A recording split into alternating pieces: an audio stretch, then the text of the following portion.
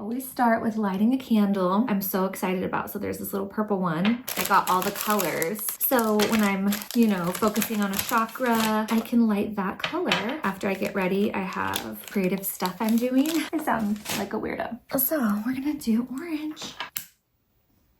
How are you? What's been going on? I haven't done a Monday makeup chat. I think it's been almost 6 months, if not more. As you know, in these videos, I don't really talk much about the makeup. I just ramble about life.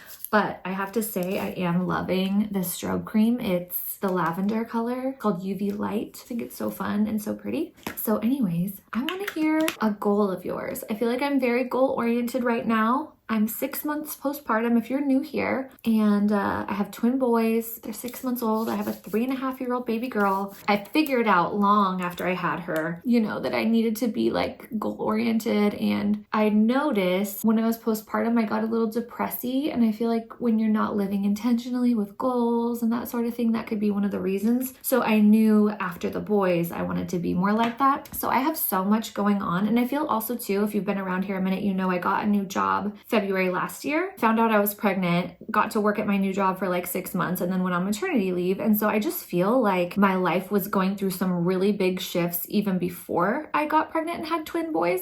So now it's like I'm getting back to life again after maternity leave, having the boys in addition to what I already had changing before that. And so much has been happening in my head. And I always see those quotes that are like, don't say anything until it's done, when it's talking about goals or manifestations that you're having. And I feel the exact opposite. People believe in the evil eye and people are going to affect what's happening in a negative way. But I don't believe that. I believe if you want something to happen, you need to talk about it. Putting it out there just makes it more bound to happen. I don't know. That's the way I think about things. Basically, I'm just going to chat all about my goals and what I have been, trying to manifest and everything I'm confused about. And it's going to be like a little one-ended therapy session. And maybe in the comments, you can give me advice if you relate in any way to this. I'm trying to just overall remind myself it's all going to work out. It's all going to be good. But I do feel the need to like ponder these ideas to decide what I really want to do and like my next move and what I should be spending energy on, what I should be prioritizing. Okay, so I'm basically going to just ramble about my career. I feel like it's not a career, so it sounds weird to say that. My job choices, my life choices on how to make money. So get ready for a long ramble. I hope you really want to get to know me. So if you are new, I have done beauty industry stuff since I was 18 years old, even younger. I started working my senior year in high school.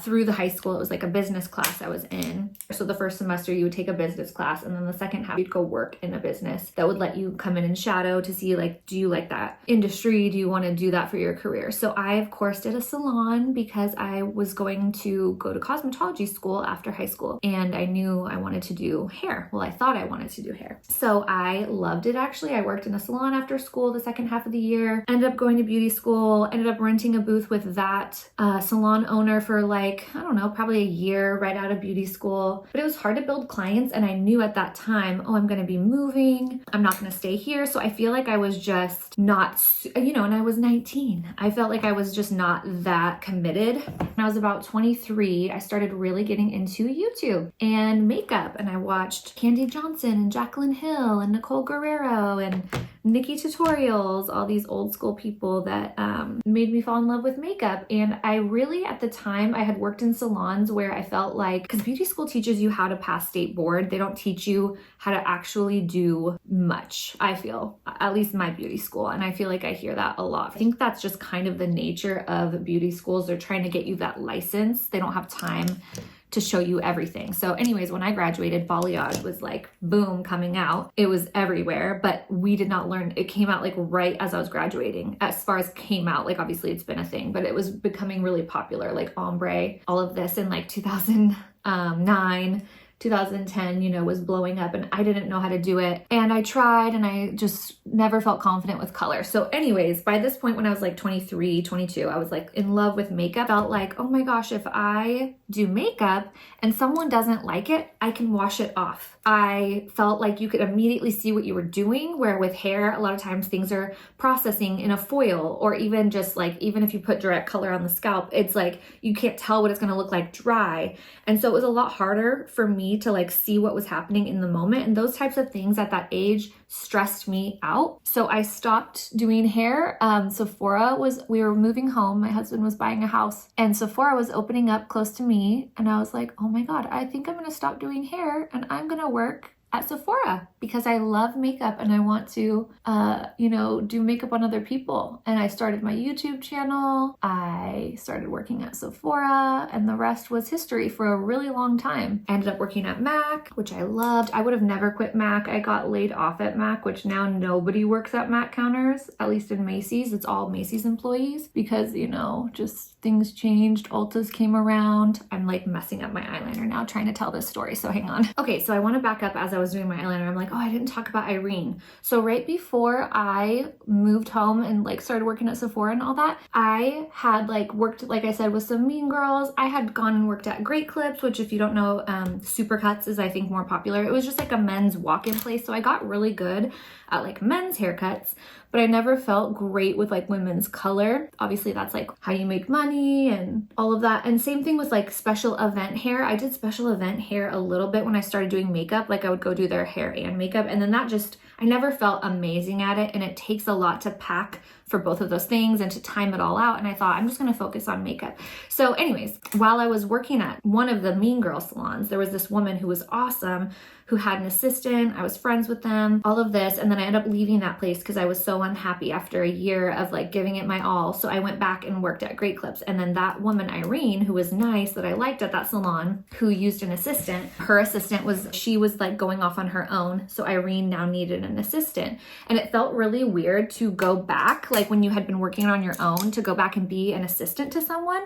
But it was really easy in that scenario because she was like so kind to me. I had worked with them before. They knew that I wanted to learn and I knew how to do certain stuff. I just needed help with color, so they didn't treat me like I didn't know anything. So I don't know. It was really cool. It was like the best of both worlds. I got to apply base color. I got to wash people. I got to tone people. I got to help with blowouts. But I didn't ever do like the lightener, basically. So I just got to sit and like watch her formulate color all the time. I mixed her color for her and I would just take care of her books and double booking and like payments, and I'd go buy all the product and I would price everything. And it was really fun because I got to be a hairstylist without having the pressure of being the one deciding what the formulas were or finding the clients. Like I just basically got to be like the backup, you know what I mean? But by that time I was so obsessed with makeup and I had like done all of my planning for my own future. And I was like, I want to do makeup.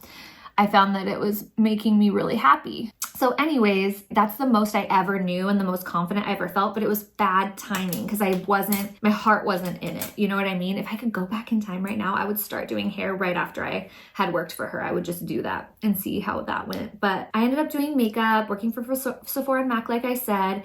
And then I got laid off at MAC and I was like, what am I gonna do? One of my old managers at MAC opened up her own studio microblading, and she was like, I really want you to come work here and do makeup. I want you to rent a room, trying to create a team of people. And that's what I ended up doing, where I owned my own business for like 6 years, was working at that studio. It was called Mariluma. They're still called that. I'm doing a trial there on Saturday. I don't know why I'm acting like this is something in the past. I just don't rent a room there myself now, but I still pop in there and do makeup. Anyways, I'm really grateful they let me still come in there. But to pay the rent, I had to do something besides makeup because we live in a small community. People don't need makeup on like a Tuesday randomly, you know? I mean, maybe if you're doing family photos, but I was like, I have to do something else. Well, since I have my cosmetology license, it was really easy for me to get certified in lash extensions because I already had that. I just had to go get like the 2-day certification. So I ended up doing that and I did lashes for, the whole time I was renting a room in that studio. But I never really loved lash extensions. Like I thought they were cool, but it was just so tedious and I don't know, it just wasn't. It was more something that was like, I like this. I love my clients. It's very secure.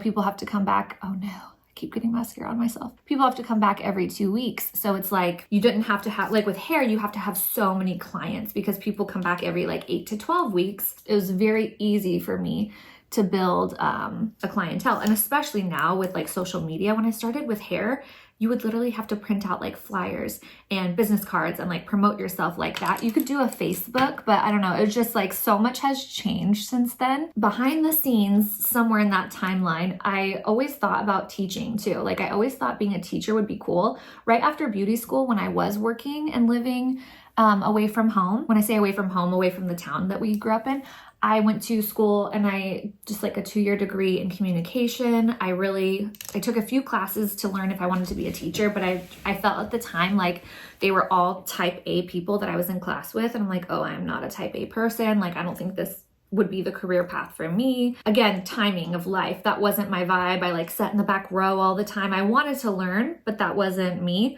Where now I'm like, that's probably me more now. I'm like, love to learn. I'm always in the front row when I go to just conferences and lectures, and like, I always want to be involved in the conversation. It's funny how you change over time, right? When I was about to try to get pregnant with the twins, my best friend works in the education field, and she was like, there's this job coming available. And it was hard for me doing the lashes and the special event makeup. Once I had my daughter, it was harder because I felt like, oh, and I was also a stay-at-home mom in there. I don't know. It's hard to like recap your life and all of this so quickly. But then I was always doing makeup on the side. I never really like let it go that year, but I let the lashes go. So anyways, after like 9 months, I was like, I cannot be a stay-at-home mom. I don't love it as much as I thought. Like, I need to work as well. And so it was actually perfect for a while because I just worked part-time. But I found that when I was working part-time and doing makeup on the weekends, it was like, oh shoot, I'm missing a ton of stuff still. Like, I'm constantly missing birthday parties for my friends' kids, and my husband works all this crazy schedule. So it was sometimes hard to find coverage when I had like committed to doing people's special events ahead of time. So it was just like navigating being a mom now and trying to do my job. And also when you work part-time, you're still having the same overhead a lot. Like, you're still paying full rent. Now I'm paying daycare, you know? So just like, is this even productive? I felt like I was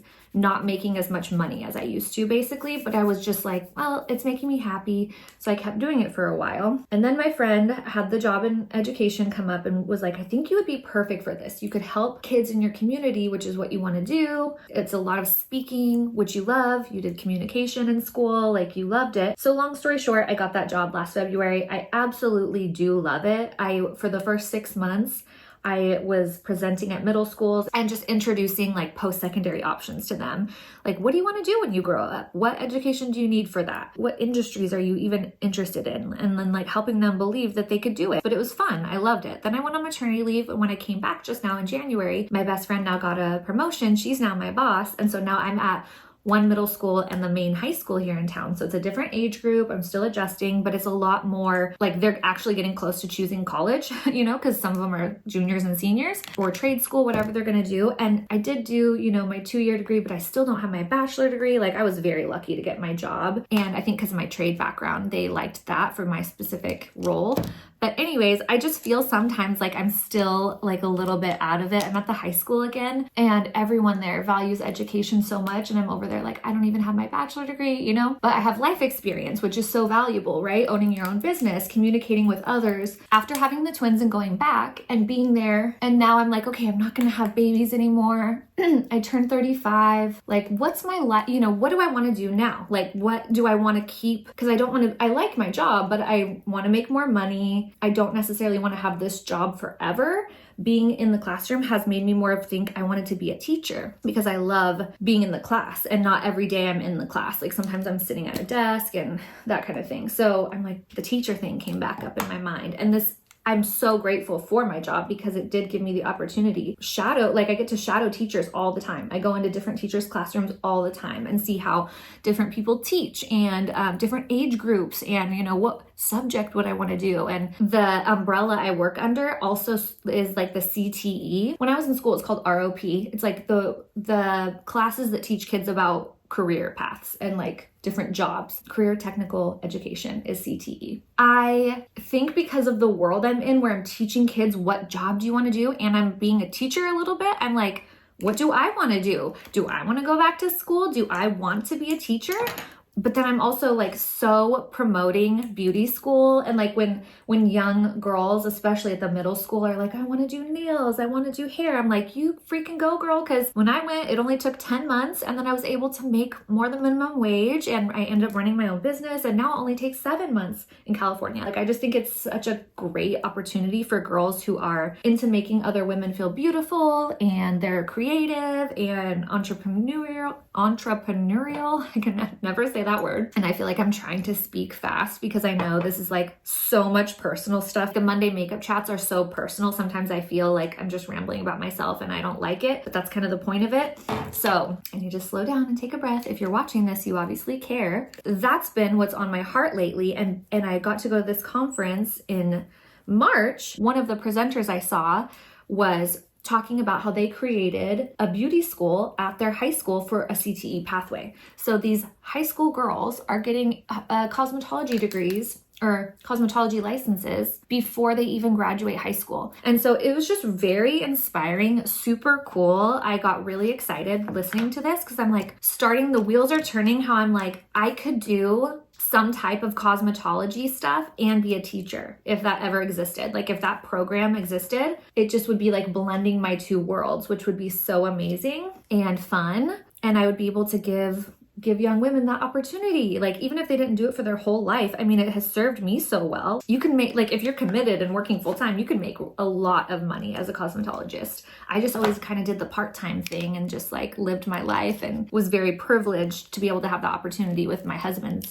and my income together, you know? So anyways, I'm just circling back around and I'm like, okay, if I want to manifest that this is going to happen, I feel like I have to do hair again because I can't be like, oh, I'm going to be a cosmetology teacher and not do hair. And then I'm just thinking, I feel like the time in my life I'm at, I actually would be good at hair. I'd be so much more committed to learning. I'd be so much more confident. I just look back at that little young Shaylee who was trying to do hair at that time. And I'm like, I was a baby. So like by not knowing what I was doing and having to kind of like be forced to do it and working with girls who were not very kind, like it was just all the stars were not aligned at that time. Where now I'm like, oh my God, I know from just being in the makeup industry and beauty industry in general, I know so many hairstylists who would be willing. I already am like talking to certain ones about shadowing them and coming in and like seeing if I would want to pursue that again. Even if I didn't end up teaching it again, would I just want to do hair again? Because, so the holdup too, when I think about teaching, sometimes is like, I hate, you guys, if you know, because I was self-employed, I hate being on someone else's schedule and being told like you have to be at work Monday through Friday and like you have to always be here. Like and even if I have nothing to do, that's my work hours, where I come from a world of you just work when you're busy and then when you're done you're off, and like I just schedule it however I want. So it's a very different setup, and it's not like horrible, like I can deal with it, but I think long term, if I'm thinking, oh, I want to go maybe back to school and be a teacher, like maybe if I'm not doing cosmetology because that doesn't even exist in my area yet, like what would I go to school to be a teacher for?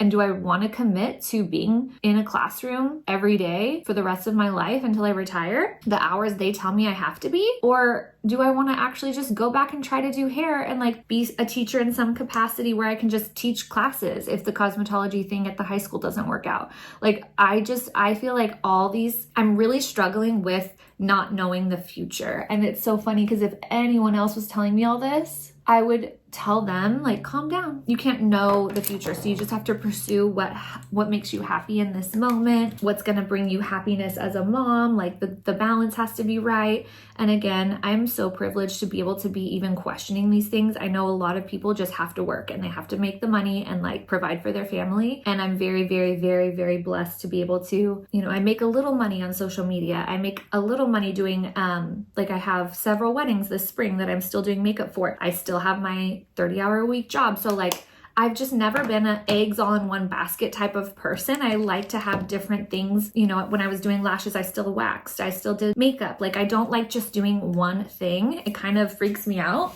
I did my social media back then too. So I don't know. I just don't know how to move forward, what to do. I like the idea of running my own schedule, having my own business again. Because also what'll happen at the high school, which I absolutely love everyone I work with, I'm very lucky, but little things will happen where like something will reflect bad upon me because someone else, like you're just communicating with a team of people, right? And I have communication skills. I feel confident working with others, but do I want to? Like I really like just being responsible for me.